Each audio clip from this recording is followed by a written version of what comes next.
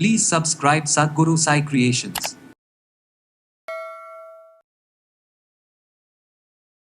இந்த சூரியனில் வரக்கூடிய ரெட் வேவ் இருக்குது பார்த்தீங்களா, அதை தடுக்கக்கூடிய சக்திகளும் உடம்புல இருக்கிற தண்ணியை பேலன்ஸ் பண்ணவும் சிம்பிளாக எடுத்து போட்டு ஒரு கைப்பிடி எடுத்து தண்ணியை போட்டு முழுங்க பார்ப்பாங்க. வித்தின் 2-3 செகண்ட்ஸ்லாம் பார்த்தீங்கன்னா அப்படியே கூலாகிடும். இந்த வெயில் காலங்களில் இல்லை மற்ற காலங்களையுமே உடம்பு சூட்டுக்கு எல்லா பிரச்சனையுமே தூக்கி தள்ளி வைக்கணும் அப்படின்னா கர்ப்பப்பை நன்றாக இருக்கும். வயசுக்கு வந்த பிள்ளைங்களுக்குலாம் பார்த்திங்கன்னா இந்த மென்சுரல் ப்ராப்ளம் இருக்காது, பெயின் இருக்காது, ரெகுலர் மென்சஸ் இருக்கும், இர்ரெகுலர் இருக்காது. கட்டை வரலில் வச்சிங்கன்னா கண்டிப்பாக குளிச்சிடணும், மறந்துடாதீங்க, கண்டிப்பாக குளிச்சிடணும். காலை எழுந்திரிச்ச உடனே எனக்கு முடி அதிகமாக கொட்டுது சார், கண்ணு எரியுது சார், என்னால் உட்கார முடியல, வயிறு வலி வந்துடுது, குன்மம் பிரச்சனை வந்துருச்சு, சரிக்கலை, ஜெரிமானம் இல்லை, தூக்கம் இல்லை, இன்சோமேனியா ப்ராப்ளம், எல்லாத்துக்கும் இந்த ஒத்த இது செம.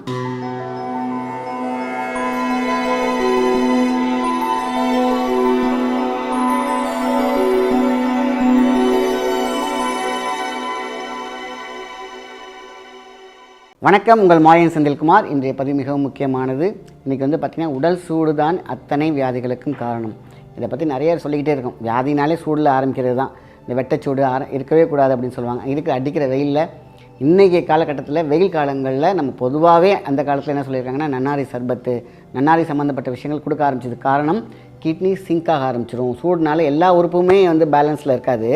ஆனால் கிட்னியும் ரொம்பவே இன்பேலன்ஸில் இருக்கும் அப்படிங்கிற விஷயத்துக்காக மட்டும்தான் நன்னாரி சர்பத்து, நன்னாரி விஷயங்கள் எல்லாம் எடுத்துக்கணும், நன்னாரி பவுடர் எடுத்துக்கணும் அப்படின்னு சொல்லி ஆரம்பித்தாங்க.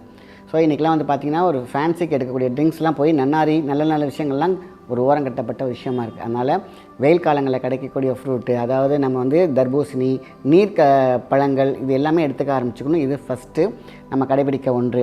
ஸோ உடம்புல இருக்கக்கூடிய நீர் சத்தை என்றைக்குமே ட்ரைன் பண்ண விட்டுறாது. இன்றைக்கி பார்த்திங்கன்னா பொத்துன்னு மயக்கம் போட்டு விடுவாங்க. காரணம் என்னாச்சுனாக்கா, இது தண்ணி சத்தே இல்லை, தண்ணி சுத்தமாக கிளியர், திடீர்னு மயக்கம் வந்துருச்சு அவங்களுக்கு. இப்படியெல்லாம் கூட உடம்புல உள்ள தண்ணியை மட்டும் எப்பொழுதுமே பேலன்ஸ் பண்ணி வச்சுக்கிட்டே இருக்கணும். நம்ம பூமி மாதிரி தான், நம்ம உடம்பும் பார்த்திங்கன்னா நீர் சத்து ரொம்ப அதிகமாக இருக்கணும். ஸோ ரொம்ப அதிகமாக இருக்கக்கூடாது. இது ரொம்ப ரொம்ப முக்கியமான ஒரு பதிவுன்னு சொன்னதுக்கு காரணம், இப்போ வெயில் சீசன் ஸ்டார்ட் ஆகிடுச்சு. ஸோ எல்லா சக்திகளும் பேலன்ஸில் வச்சுக்கணும். நீர் சக்திகள் கொஞ்சம் அதிகமாக இருக்கணும். அப்போ தான் அடிக்கிற வெயிலில் ஸ்ட்ரா போட்டு உறிஞ்ச மாதிரி இருக்கிற விஷயங்கள்லாம் பேலன்ஸிங்கில் இருக்கும், கலகலப்பாக இருக்கும். ஸோ பார்த்திங்கன்னா வெளியில் தான் சுற்றுற எல்லாத்துக்கும் ஒர்க் இருக்குது இல்லையா? அதனால தான் இன்றைக்கி இந்த பதிவை நாங்கள் அழகாக எடுத்துகிட்டு போகணும்னு நினச்ச விஷயம் வெந்த அயம் அப்படின்னு சொல்லலாம். வெந்த அயம் அப்படின்னு தான் நமக்கு அயன் சத்து உடம்புல இருந்துச்சுனாக்கா அவ்வளோ நல்லது. நோய் எதிர்ப்பு சக்தி மட்டும் கிடையாது, சூரியனில் வரக்கூடிய ரெட் வேவ் இருக்குது பார்த்திங்களா, அதை தடுக்கக்கூடிய சக்திகளும் உடம்புல இருக்கிற தண்ணியை பேலன்ஸ் பண்ணவும் நம்மளோட உடம்பை பார்த்திங்கன்னா எப்பொழுதுமே ஒரு கூலிங்காக இருக்கும் பார்த்திங்களா, அது வெந்தயத்திற்கு உண்டு. அதான் உடம்பு சூடாகிடுச்சுன்னா என்ன பண்ணுவாங்க, வெந்தயத்தை அதில் ஒரு ஸ்பூன் உள்ளே போடு அப்படிம்பாங்க. இன்றைக்கி சூதக வலின்னு சொல்லுவாங்க. அப்புறம் மென்சுரல் ப்ராப்ளம் இருக்கும்போது உடம்பு சூடாகிற மட்டும்தான் இந்தமாதிரி பிரச்சனைலாம் வரும். ஸோ அது பேலன்ஸ் பண்ணுறதுக்கு வெந்தயம் போடுவாங்க. பாருங்கள், இயற்கையாக இறைவன் கொடுத்த ஒரு விஷயம் அயன் சத்துருக்கில் அயச்சந்திரம் எடுத்துப்பாங்க. சில சத்துல பிளட்டு பார்த்திங்கன்னா குறைஞ்சிச்சின்னா அயச்சந்திரம் எடுப்பாங்க. அயன் சம்மந்தப்பட்ட விஷயங்களை பார்த்திங்கன்னா நிறைய எடுத்துக்க சொல்லுவாங்க. ஆனால் இயற்கையாகவே பாருங்களேன், வெந்த அயம்னா அயன் சத்து. வெந்த பாருங்களேன் நல்லா பக்குவப்படுத்தி வெந்த சோறு எந்த அளவுக்கு சொல்லுவாங்க, அரிசியாக இருக்கிறத விட வெந்த சோறு சூப்பராக இருக்கும்பாங்க. அந்த வெந்த அயம் அதுதான் பார்த்திங்கன்னா நேச்சுரலாகவே வெந்தயத்தில் இருக்குது. ஸோ அந்த வெந்தயத்தை தான் சொல்லுவாங்க, வயிறு சூடாகிடுச்சுப்பா, வயிறு குத்தலாகிடுச்சுப்பா, நீர் குத்தலாகிடுச்சுப்பா, யூரின் போகல, கடுக்குதுப்பா, சிம்பிளாக எடுத்து போடுப்பா, ஒரு கைப்பிடி எடுத்து தண்ணியை போட்டு முழுங்க பார்ப்பாங்க. வித்தின் 2-3 செகண்ட்ஸ்லாம் பார்த்திங்கன்னா அப்படியே கூலாகிடும் உடம்பு. அந்த நீர்க்குத்தல் இருக்காது. என்ன ரீசன், உள்ளே போன உடனே அது சக்திகள் வெளிப்பட்ட போது உடம்பு சூட அப்படியே இமீடியட்டாக பேலன்ஸ் பண்ணுது. அப்போ வெந்தய கஞ்சியாக சாப்பிடணும், அவ்வளோதான். அரிசி கஞ்சி எப்படி செய்வாங்களோ அதேமாதிரி வெந்தயம் போட்டு அரிசிலாம் மிக்ஸ் பண்ணி சூப்பராக இருக்கும். மிளகு போட்டு ஜீரகம் போட்டு அந்த வெந்தய கஞ்சி செய்வாங்க பாருங்கள். இப்போலாம் அது காலம், அது சொல்லும் போது எனக்கே குடிக்கணும் போல் ஒரு விஷயம் இருக்குது. எப்படி நோன்பு கஞ்சி இருக்குமோ அதே மாதிரி வெந்தய கஞ்சி இருக்கும், நல்லா டேஸ்ட்டாக இருக்கும். நல்லா கல்லுப்பு போட்டு அந்த காலத்தில் செஞ்சு கொடுப்பாங்க. ஸோ அதுமாரி இந்த வெயில் காலங்களில் இல்லை மற்ற காலங்களையுமே உடம்பு சூட்டுக்கு எல்லா பிரச்சனையுமே தூக்கி தள்ளி வைக்கணும் அப்படின்னா, வியாதிகளை தள்ளி வைக்கணும்னா இந்த வெந்தய கஞ்சி அவசியம். வீட்டில் பெரியவங்க இருக்காங்க இல்லை குழந்தைங்க இருக்காங்கன்னா இந்த வெந்தய கஞ்சி கொடுத்துட்டு நல்ல ஃபுட்டாக கொடுத்தோம்னாக்கா ஆரோக்கியமாக இருப்பாங்க, எந்த பிரச்சனையும் இருக்காது, முடி கொட்டாது, அவங்களுடைய கர்ப்பப்பை நன்றாக இருக்கும். வயசுக்கு வந்த பிள்ளைங்களுக்குலாம் பார்த்திங்கன்னா இந்த மென்சுரல் ப்ராப்ளம் இருக்காது, பெயின் இருக்காது, ரெகுலர் மென்சஸ் இருக்கும், இர்ரெகுலர் இருக்காது. உள்ளே இருக்கக்கூடிய சினை முட்டை இருக்குது பார்த்திங்களா, அதெல்லாம் அவ்வளோ சூப்பராக இருக்கும் இந்த வெந்தய கஞ்சி ஒன்றுனால. இன்றைக்கெலாம் எவ்வளோ பேர் கஷ்டப்படுறாங்க, ஹாஸ்டலில் இருக்கிறவங்களுக்குலாம் வச்சு கொடுக்க இது இல்லாமல் இருக்காங்க இல்லையா? டக்குன்னு பக்கத்தில் நம்மளே செஞ்சுக்கிறதுக்கான ரெசிபிலாம் சொல்லிக் கொடுக்கணும் பிள்ளைங்களுக்கு, அவ்வளோதான். ஸோ வெந்தய கஞ்சி தி பெஸ்ட்டு. அடுத்தது பார்த்திங்கன்னா தொப்புளில் தேங்காய் எண்ணெய் போடுற ஒரு மெத்தட், இது தி பெஸ்ட்டு. எப்பொழுதுமே தேங்காய் எண்ணெயை நைட்டு படுக்க போகும்போது கொஞ்சோண்டு சுத்தமான இது வாங்கி வச்சுக்கோங்க. தொப்புளில் போட்டாலே போதுமான விஷயந்தான், பேலன்ஸ் ஆகும். அடுத்தது தான் இந்த சூப்பர் நம்மளுடைய சித்தர்கள் சொன்ன ரகசியம். நல்ல எண்ணெய் ஒரு 100 கிராம் உள்ளே போட்டு நல்லா அப்படியே காயட்டும். காயும் பொழுதே 3, 4, 5, 6 மிளகு உள்ளே போட்டுக்கோங்க. இல்லைன்னா 1 டீஸ்பூன் மிளகு போட்டுக்கோங்க. பூண்டு வந்து 4-5 பல், அவ்வளோதான் பல் சின்னது. நல்லா போட்டு நல்லா அந்த எண்ணெயை கொதிக்க விட்டிங்கன்னா அந்த எண்ணெய் தான் சூப்பர் டூப்பர். இந்த எண்ணெயை கால் கட்டை விரலில் போடணும். ஒரு ட்ராப்.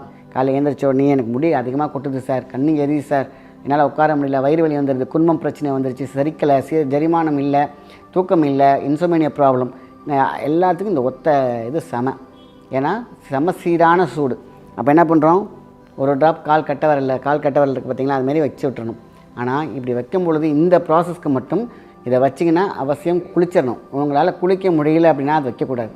ஏன்னா அந்த ஆயில் வச்சிட்டிங்கன்னா 100% குளிக்கணும். குளிக்கலை அப்படின்னாக்கா அது நல்ல உடம்பு ரொம்ப சில்லுன்னு வந்துடும், ஜென்னி வந்த மாதிரி ஆயிடும். ஒரு நாள் விட்டு ஒரு நாள் எடுக்கலாம், வாரத்துக்கு 2 தடவை வைக்கலாம். ஸோ அந்த மாதிரி அப்படியே ரெகுலராக கொண்டு வந்தோம் அப்படின்னு கேட்டிங்கன்னா உடல் சூடு நம்மளை டிஸ்டர்ப் பண்ணாது, வியாதி இருக்காது, இருந்தாலும் குறையும். இந்த எண்ணெய்க்கு அவ்வளோ பெரிய சக்தி உண்டு. அதனால தான் இது வந்து கூலர் அப்படின்னு சொல்லுவாங்க, நேச்சுரல் கூலர்னே சொல்லுவாங்க. கட்டை வரலில் வச்சிங்கன்னா கண்டிப்பாக குளிச்சிடணும், மறந்துடாதீங்க, கண்டிப்பாக குளிச்சிடணும். ஸோ குளிக்கலை அப்படிங்கிற பட்சத்தில் அதை வைக்காதீங்க. நீங்கள் சும்மா வச்சுட்டு ப்ரஷ் பண்ணிவிட்டு சின்ன வேலையெல்லாம் பார்த்தீங்கன்னா ஒரு 3/4 மணி நேரம் ஆகிடும். ஸோ நான் குளிச்சுட்டு அதுக்கப்புறம் ஆஃபீஸ் போகிறீங்க, கண்டினியூவாக எனக்கு வந்து லேப்டாப்லேயே ஒர்க் இருக்குது, சிஸ்டத்துலேயே இருப்பேன், உட்காந்தே இருப்பேன், டிரைவிங்கில் இருப்பேன் அப்படின்னு சொல்கிறவங்களுக்குலாம் அவசியம் இந்த எண்ணெய் ரெடி பண்ணி வச்சுக்கோங்க. நம்ம அவசியம் ஒருத்தவங்க வீட்லேயும் இந்த எண்ணெய் இருக்கணும்.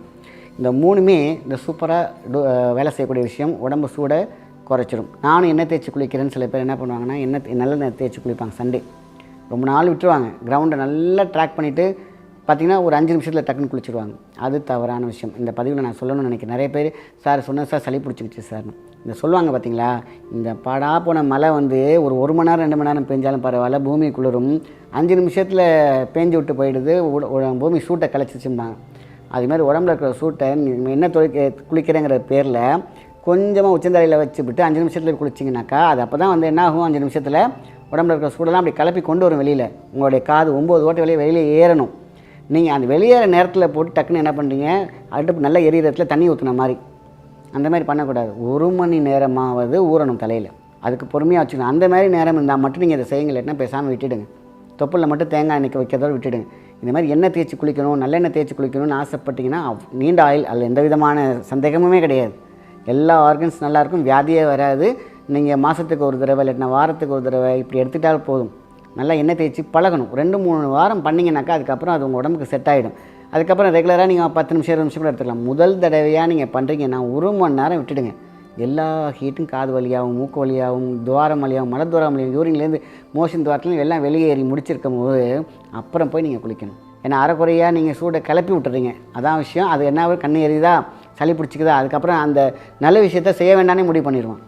இது ரொம்ப கஷ்டமாக இருக்குப்பா, 1 மணி நேரம் இந்த 10 நிமிஷம் சூட்டை கிளப்பி விட்டுருச்சுப்பா. 1 ஹவர் நீங்கள் ஆயில் பாத் எடுத்தால் மட்டும்தான், ஆயிலில் ஊற வச்சா மட்டும்தான் இது சாத்தியம். இதை நல்லா தெரிஞ்சுக்கோங்க. நானும் செய்கிறேன்னு சொல்லிவிட்டு பல பேர் மாட்டிக்கிறாங்க. நிறைய பேர் கேட்டதுனால இந்த பதிவில் நான் இதை சொல்கிறேன். ஆக மொத்தத்தில் வியாதியின் அடித்தளம் என்னன்னு கேட்டிங்கன்னா சூடு, வெட்டச்சூடு.